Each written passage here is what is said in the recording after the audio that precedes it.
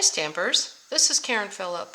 I'm a Stampin Up Demonstrator and I'm pleased to show you how to do a technique I'm calling blending brushes on rubber. I learned this from, I believe, Patty Bennett, who's another Stampin Up Demonstrator, and she just does such wonderful work and too pretty to not copy. Okay, so I'm using the stamp set Artistically Inked.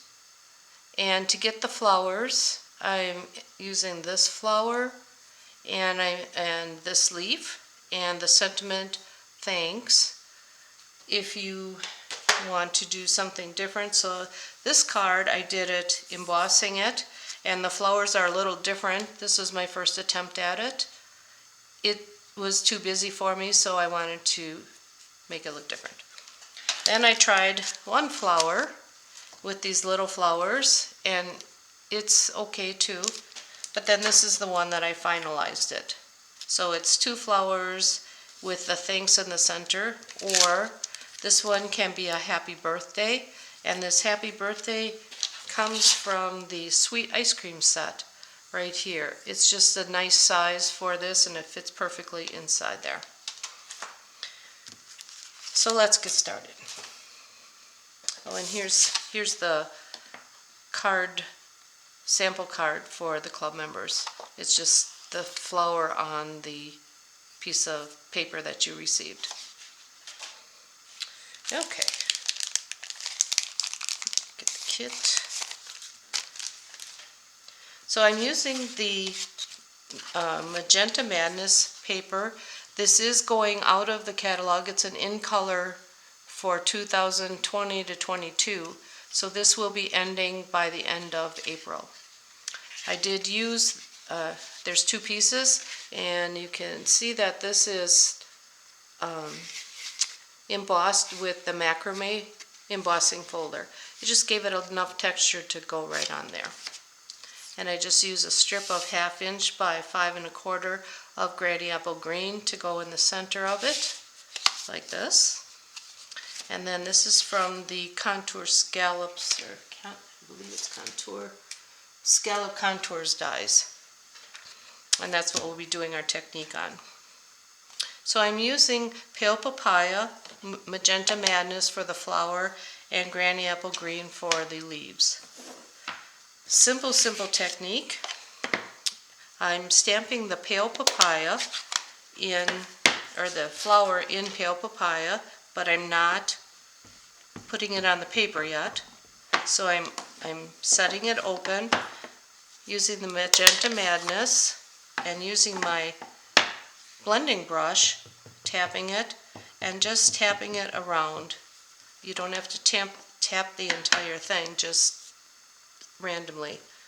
And then we'll set that on our paper and see how pretty that looks.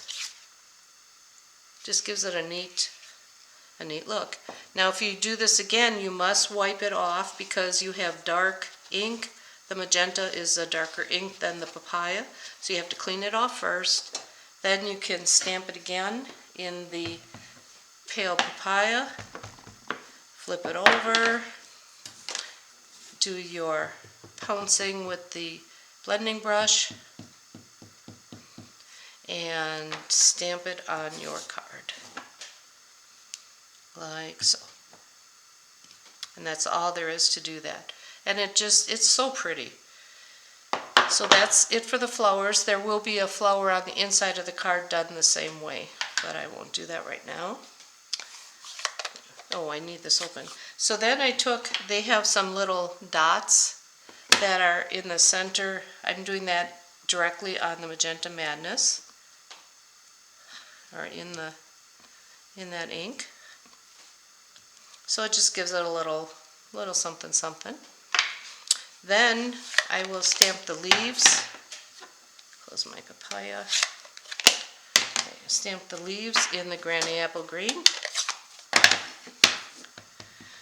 And these just kind of go on the side. Like so.